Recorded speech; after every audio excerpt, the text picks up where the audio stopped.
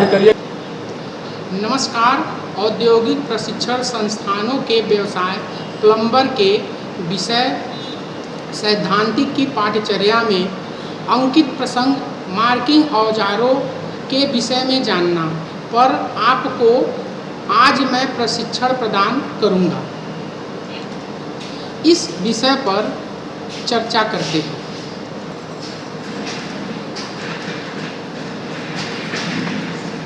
Marking में प्रयोग होने वाले औजार। मार्किंग कार्य करने से पहले हमें उन औजारों के विषय में जानना होता है कि मार्किंग करने से पहले हम किन किन टूल्स को लेंगे जिसके सहायता से हम अपने जॉब को अच्छी तरीके से बना सकते हैं। उसमें सबसे पहले नंबर पर आता है सरफेस प्लेट। सरफेस प्लेट क्या होता है?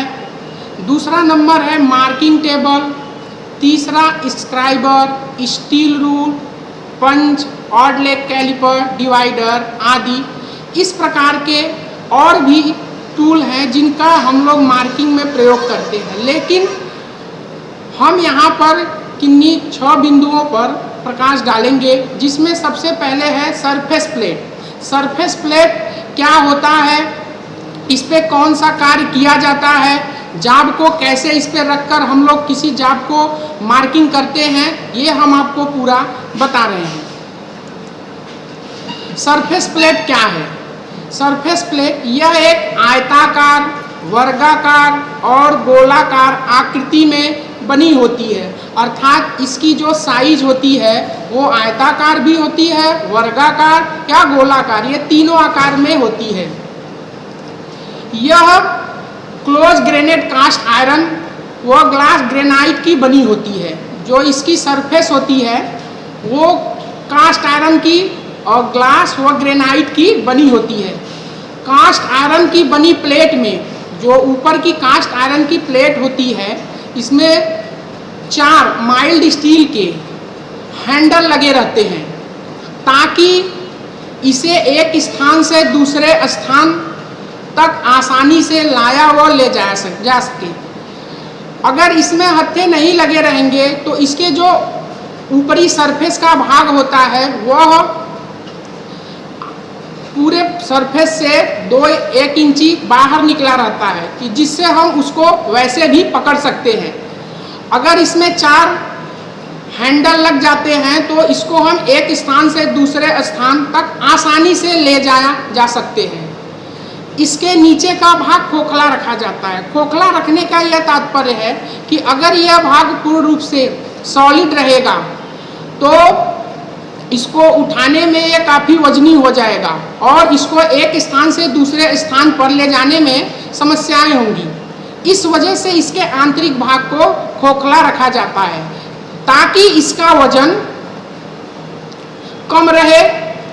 इसके चारों किनारे आधार से बाहर निकले रहते हैं। जैसा कि हमने पहले बताया कि अगर हैंडल नहीं लगा रहेगा तो इसको उठाने में समस्याएं हो सकती हैं और इसको एक स्थान से दूसरे स्थान पर ले जाने में हमें दिक्कत आएगा। इसलिए इसके जो बाहरी चारों सरफेस के किनारे होते हैं वो 1-2 इंच बाहर निकाल दिए जाते हैं, जिससे इसको पकड़ने में काफ़ी सुविधा हो जाती है। इसका साइज 100x100 मिलीमीटर से 200x1000 मिलीमीटर तक के बीच में होता है। जनरली हमारे व्यवसाय में यह 400x400 मिमी के साइज में उपलब्ध है, जिस पे हम लोग अपने कार्य को करते हैं। इसका जो ऊपरी सरफेस है वो कास्ट आयरन की सरफेस प्लेट ढलाई द्वारा तैयार होती है। इसके बाद रफ मशीन द्वारा इस पर रफिंग क्रिया करके इसकी जो शक्ल होती है उसको तैयार किया जाता है। फिर उसके बाद उसकी फाइनल फिनिशिंग करने के बाद हम लोग इसको फाइनल रूप देते हैं। इसका मुख्य प्रयोग मार्किंग करने के लिए किया जाता है। जैसे कोई जॉब है, हमने MS प्लेट को काटा तो काटने के बाद इसका प्रयोग मार्किंग करने के लिए उस पर रखकर किया जाता है। आइए अब इसके फिगर को हम आगे देखते हैं, ये किस तरह का होता है। ये देखिए इसके ऊपरी सरफेस है जो कास्ट आयरन का बना होता है, इसके ऊपर मशीनिंग क्रिया द्वारा फिनिशिंग की जाती है। जैसा कि हमने बताया कि इसके चारों सरफेस जो होते हैं, चारों किनारे 2-2 इंची बाहर निकले रहते हैं। ये इसलिए होता है, हमने पहले ही बता दिया कि जिसमें हैंडल नहीं लगा रहता है, अगर जिसमें हैंडल नहीं लगा रहेगा उस सरफेस प्लेट को एक स्थान से दूसरे स्थान पर ले जाने में हमें असुविधा होगी। इसलिए इसमें जो है किनारों पर सरफेस 2 इंची बाहर निकाल दिया जाता है। जैसे मान लीजिए कोई जॉब है, जॉब एमएस प्लेट को हमने काट दिया, काटने के बाद इस पर लाके जो भी क्रियाएं हम अपना संपन्न करते हैं। आइए आगे बढ़ते हैं। मार्किंग टेबल, दूसरा जो हमारा टूल है वो मार्किंग टेबल। मार्किंग टेबल क्या होता है? इसे मार्किंग टेबल और टेबल भी कहते हैं। इसका जो टॉप होता है वो कास्ट आयरन का रिब वाला बना होता है और इसकी ऊपरी सतह शुद्ध साइज में बनी होती है और इसकी साइड भी सरफेस प्लेट की तरह 90 अंश के कोण पर बनी होती है। इसकी फ्रेम व टांगे आयरन की या ढलाई की बनाई जाती है। इसके ऊपर कास्ट आयरन के टॉप को रखा जाता है। जैसा कि हमने बताया कि जो मार्किंग टेबल है इसमें 4 टांगे होती हैं और उसके ऊपर जो उसका ऊपरी सरफेस होता है वो चिकना होता है और इसका प्रयोग हम लोग बड़े आकार की जॉबों की मार्किंग के लिए किया जाता है। जैसे होता क्या है, जो छोटे स्तर के जॉब होते हैं उसको तो हम लोग अपने सरफेस प्लेट किसी पे भी रखकर काम कर लेते हैं, लेकिन अगर बड़े साइज का कोई जॉब होता है तो उस पे कार्य करना मार्किंग टेबल न होने में हमें असुविधा होती है। तो मार्किंग टेबल की सहायता से हम लोग इस पे कार्य को कंप्लीट करते हैं। इसके ऊपर कुछ रेखाएं खींची होती हैं। रेखाएं का मतलब है कि वो एक दूसरे से 90 डिग्री के कोण पर कटी रहती हैं। अगर हमारे जॉब की साइज कुछ बड़ी है तो हम उस आकृति की जो लाइनें होती हैं उस पर रखकर जॉब की दिशा को सीधा एवं समकोण कर सकते हैं, अर्थात जॉब की हम लोग सेटिंग की जाती है। ये है इसका चित्र। जैसे हमने बताया कि इसमें 4 टांगे माइल्ड स्टील या कास्ट आयरन की बनी होती हैं। इसके ऊपर का जो सरफेस होता है वो भी मजबूत होना चाहिए, जिस पे हम किसी बड़े जॉब को रख के अपना काम करते हैं। इसमें झिर्रियाँ जो होती हैं, झिर्रियाँ किसी जॉब की सेटिंग के लिए की जाती हैं। तीसरा हमारा टूल्स है स्क्राइबर। यह भी एक मार्किंग टूल है। इसका भी प्रयोग करते समय लाइन लगाने के लिए किया जाता है। जब हम एमएस प्लेट पर कोई कार्य करते हैं तो सबसे पहले हमें कोई भी नापी मिल जाती है। उस नापी के हिसाब से हम लोग स्क्राइबर की सहायता से एक दाग लगाते हैं, निशान जिसको बोलते हैं। यह निशान अगर हम चाक के माध्यम से लगाएं तो हो सकता है वो मोटा पतला अलग हो जाए, हमारा जॉब की साइज बिगड़ सकती है। तो इस कंडीशन में हम लोग स्क्राइबर का प्रयोग करते हैं। यह टूल्स काफ़ी नोकीला होता है। इससे हम लोग जो जॉब की मार्किंग होती है, नाप रहता है, उसी के अनुसार उस पर हम टिक लगाते हैं। यह टूल स्टील की एक तार का बना होता है। इसकी लंबाई आमतौर पर 150 मिमी से 200 मिमी तक होती है। जो स्क्राइबर होता है उसकी जो लंबाई है वो 150 मिलीमीटर से 200 मिलीमीटर के बीच में रहता है। इसका एक सिरा जो होता है वो नोकीला होता है, तेज, और दूसरा 90 अंश के कोण पर मुड़ा हुआ होता है और तेज होता है। जो एक सिरा नुकीला होता है हम लोग उसी से किसी भी जॉब पर मार्किंग करते हैं, जिससे कटिंग करना हो उस कार्य को करने में हमें सुविधा होती है।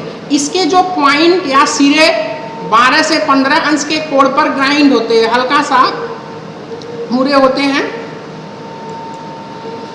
आकृति के आधार पर स्क्राइबर के प्रकार, अब ये स्क्राइबर 5 प्रकार के होते हैं। जैसे साधारण स्क्राइबर क्या है, knurl scriber, adjustable scriber, pocket scriber, knob scriber.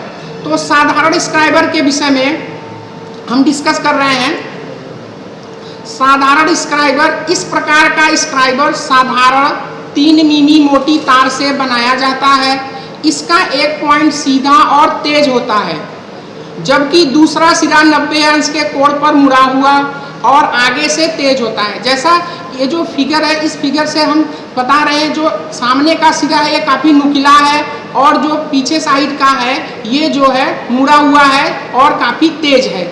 इसी सिरे से हम लोग मार्किंग करते हैं। इसकी लंबाई, जो इसकी लंबाई है वो 150 से 200 के बीच में होती है। आमतौर पे हम लोग इसी स्क्राइबर का प्रयोग करते हैं। दूसरा हमारा है नल स्क्राइबर। यह भी साधारण स्क्राइबर की तरह ही होता है, लेकिन इसकी जो बॉडी होती है वो नल की होती है, झिर्रियाँ बनी होती हैं, जिससे इसके प्रयोग करते समय आसानी से इसे पकड़ा जा सके।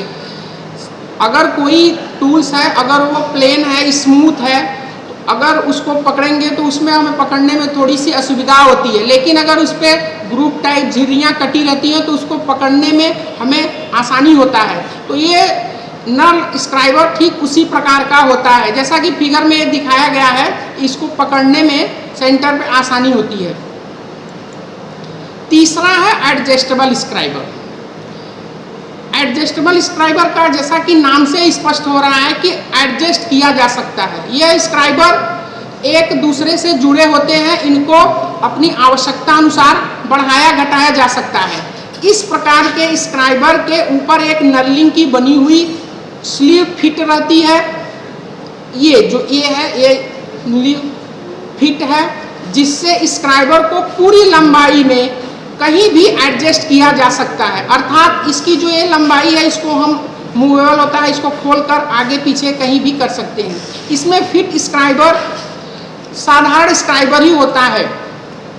तो जो इसमें ये फिट हुआ है ये आगे का साधारण स्क्राइबर होता है, लेकिन ये एडजस्ट करने के योग्य होता है, अतः इसका नाम एडजस्टेबल स्क्राइबर होता है।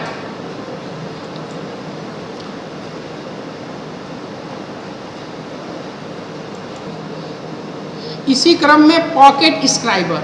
पॉकेट स्क्राइबर जैसा कि नाम से ही स्पष्ट हो रहा है कि ये स्क्राइबर एक पेन की भांति होता है, जिसको हम अपने जेब में आसानी से, जो हमारे शर्ट का पॉकेट होता है उसमें आसानी से पेन की तरह होता है, इसको रख सकते हैं। अर्थात इस प्रकार के स्क्राइबर में एक स्टील ट्यूब होती है जिसके अंदर स्क्राइबर रहता है। स्टील ट्यूब का एक सिरा हेक्सागोनल शक्ल में होता है, जबकि दूसरे सिरे पर एक चक लगा होता है जिससे स्क्राइबर को पकड़ा होता है। चक को घुमाने पर स्क्राइबर ट्यूब के अंदर चला जाता है और इस प्रकार के इसे पेन, बिजली टेस्टर आदि की तरह जेब में रखा जा सकता है, इसलिए इसे पॉकेट स्क्राइबर कहते हैं। जैसा कि फिगर में दिखाया गया है, इसके जो टिप पॉइंट है यहाँ पर ये नुकीला है और यहीं से पुश करने पर ये ऊपर बाहर भीतर पेन की तरह, जैसे हम लोग पंच पेन होता है उसको पुश करते हैं तो वो निकलता है और पुनः अंदर चला जाता है। ठीक इसी प्रकार का ये पॉकेट स्क्राइबर होता है, जिसका प्रयोग हम लोग अपने पॉकेट में रखकर अपने कार्य को आसानी से कर लेते हैं और समय समय पर ज़रूरत पड़ने पर इसको आगे पीछे कर लिया जाता है। अगला है हमारा नोब स्क्राइबर। इस स्क्राइबर के एक सिरे पर गोलाकार नॉब बनी होती है, जबकि दूसरा सिरा नुकीला तेज होता है। इसकी लंबाई कम होती है। यह कॉम्बिनेशन सेट के स्क्वायर हेड में नीचे लगा होता है। इसका प्रयोग कॉम्बिनेशन सेट द्वारा मार्किंग करते समय किया जाता है। अर्थात ये जो स्क्राइबर है इसका प्रयोग कॉम्बिनेशन सेट की मार्किंग करते समय इसका प्रयोग किया जाता है। ज़्यादातर हम लोग साधारण स्क्राइबर का ही प्रयोग करते हैं, क्योंकि यह आसानी से मिलता है और इससे कार्य करने में सुविधा होती है।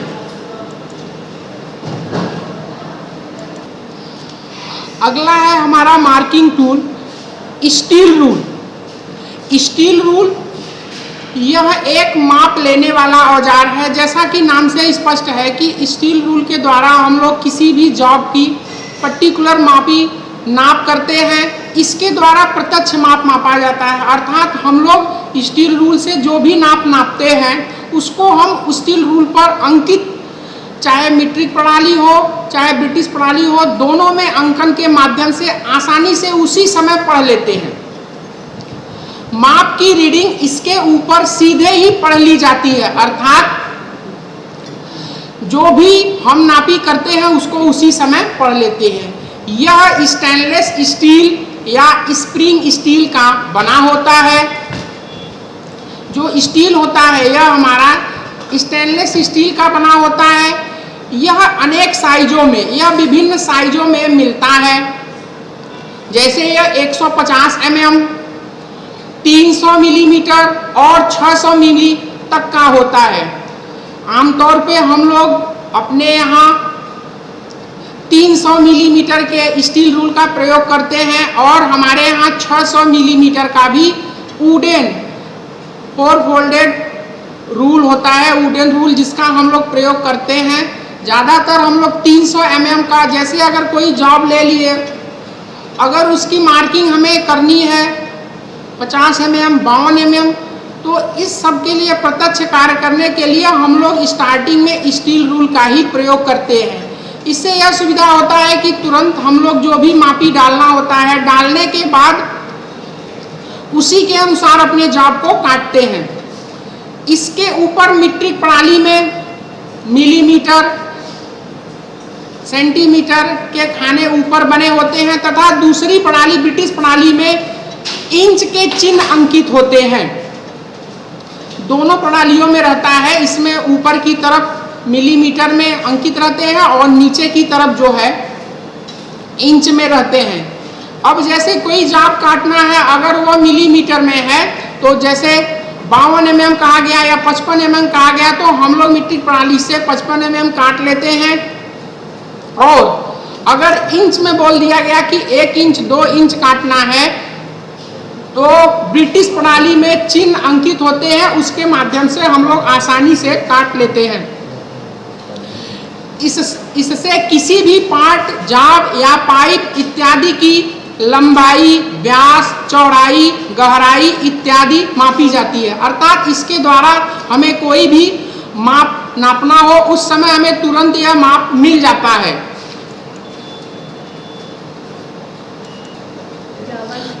जो अभी हमने आपको बताया, मीट्रिक प्रणाली में ऊपर मिलीमीटर, सेंटीमीटर के खाने बने रहते हैं, इंच में नीचे की तरफ इंच में दिया रहता है। यह स्टेनलेस स्टील का बना होता है। ज़्यादातर छोटे कार्यों के लिए कार्यशाला में हम लोग इसी स्टील रूल का प्रयोग करते हैं। यह आसानी से मिल जाता है और इससे किसी भी जॉब की मार्किंग करने में हमें तुरंत सुविधा होती है। चाहे पाइप को 3 इंची, 2 इंची, 4 इंची में काटना हो, हम तुरंत मार्किंग करते हैं। मार्किंग करने के बाद इसको तुरंत इससे काट लेते हैं।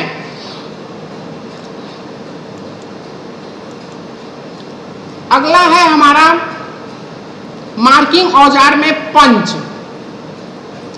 पंच जैसे नाम से स्पष्ट होता है कि किसी भी धातु पर निशान को पक्का करना हो तो हम लोग पंच का प्रयोग करते हैं। अर्थात जब भी हम लोग स्क्राइबर का प्रयोग किसी भी MS प्लेट पे करते हैं तो उस निशान को पक्का करने के लिए हम लोग पंच का प्रयोग करते हैं।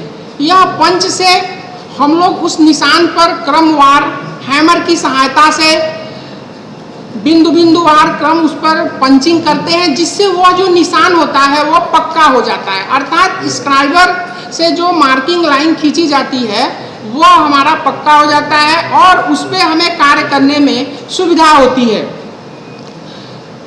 धातु या जॉब की सतह पर मार्किंग करने के बाद खींची गई रेखाओं व बिंदुओं को जिनकी आवश्यकता होती है उन्हें पक्का करने के लिए पंच का प्रयोग किया जाता है। जैसा कि हमने पहले ही बता दिया, अगर हम कोई लाइन किसी भी MS प्लेट पर खींच देते हैं कहीं भी, तो वह निशान फिक्स नहीं होता है। हो सकता है उस पर कार्य करने पर वह मिट जाए, हमारा हेक्साइन क्रिया करने पर वह इधर उधर कट जाए, लेकिन जब हम पंचिंग की क्रिया कर देंगे तो वो हमारा फिक्स हो जाता है।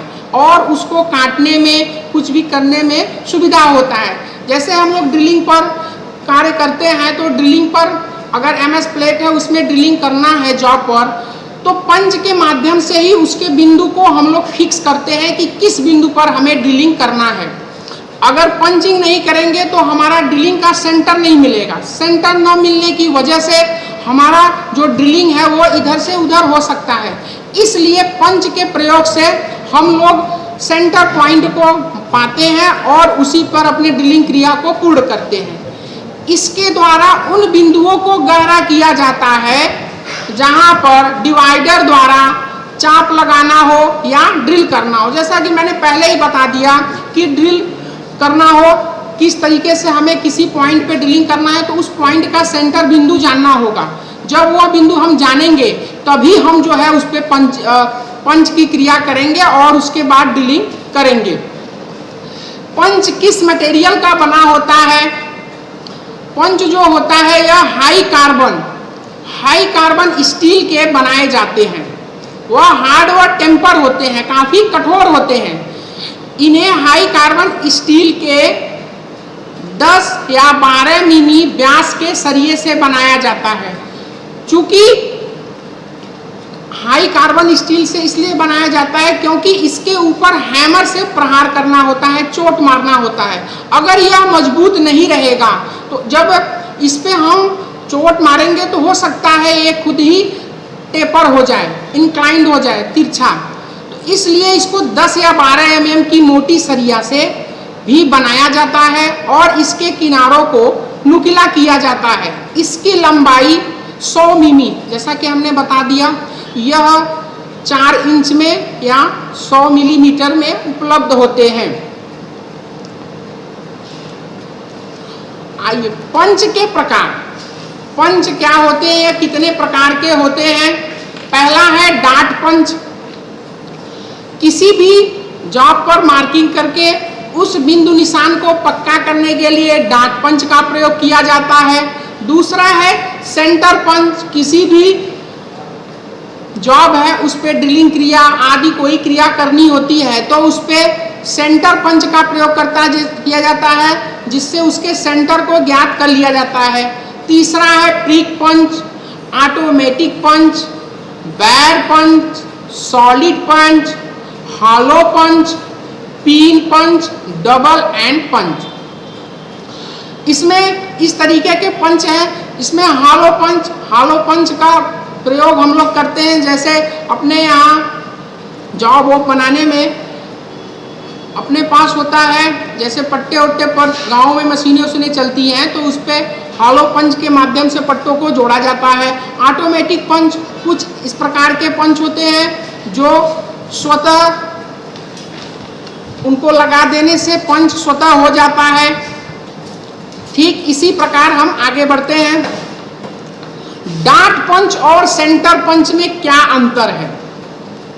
तो हमने बताया कि पहले डाट पंच किसी भी जॉब पर मार्किंग करने के लिए बिंदुवार डाट किया जाता है और सेंटर पंच से हम लोग किसी भी बिंदु पर जब मान लीजिए ड्रिलिंग करना है तो उस बिंदु को फिक्स किया जाता है।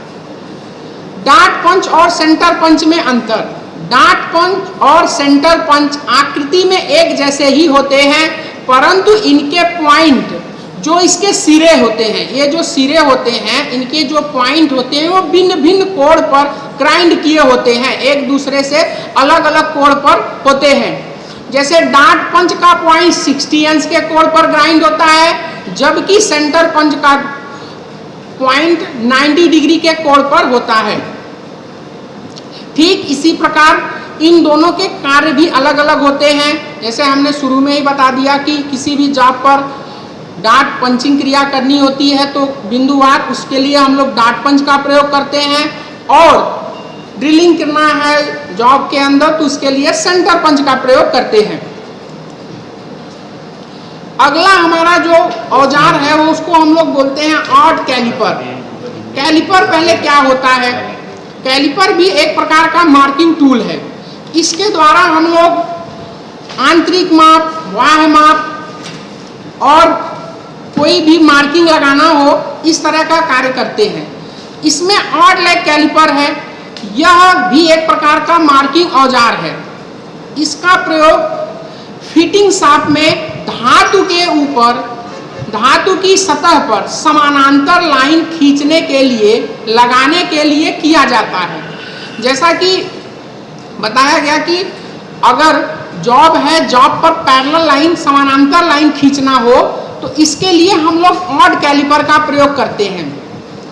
इसकी बनावट इस प्रकार की होती है कि इसकी एक टांग सीधी और तेज, आगे से तेज नोकदार होती है, दूसरी टांग आगे से 10 मिलीमीटर के रेडियस में 90 अंश के कोण पर मुड़ी होती है। अर्थात जो इसकी एक टांग होती है वो सीधी होती है, काफी तेज नोकदार होती है, और एक टांग जो होती है वो हल्की सी मुड़ी होती है। मुड़ी हुई टांग को जॉब की सतह के साथ सटाकर ही मार्किंग की जाती है। यह माइल्ड स्टील का बना होता है। जो ऑड लेग कैलिपर होता है यह माइल्ड स्टील का बना होता है तथा इसके वर्किंग पॉइंट भी केस हार्ड होते हैं, अर्थात जो किनारे होते हैं कार्य करने वाले वो काफी मजबूत होते हैं ताकि यह घिस ना सके। इसे जैनी कैलिपर्स के नाम से भी जाना जाता है। ऑड लेग कैलिपर से कैसे हम लोग किसी भी जॉब पर कोई भी कैसे मार्किंग करते हैं, जैसा हमने बताया कि एक सिरा जो होता है काफी नोकीला होता है, दूसरा सिरा हल्का सा मुड़ा होता है, जिस पे हम लोग जॉब के किनारों को फिक्स करते हैं। फिक्स करने के बाद दूसरे सिरे से हम लोग समानांतर लाइन, इस जॉब के पैरेलल लाइन हम लोग खींचते हैं। ठीक इसी प्रकार कोई चाप है, वृत्त है, गोलाकार जॉब है, उस पे भी हम लोग इसके माध्यम से उसके व्यास की एक मार्किंग करते हैं, सेंटर पॉइंट को लेते हैं। इसी क्रम में अगला है डिवाइडर। हमने बताया था मार्किंग औजारों में अब तक हमने ऑड लेग, स्टील रूल, इन सब के विषय में आपको बताया। इसमें अगला है डिवाइडर।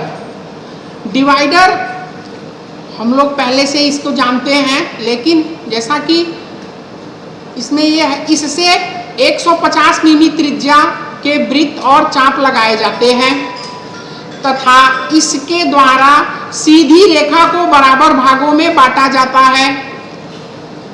इसकी दोनों टांगें आगे से नुकीली और सीधी तेज होती है।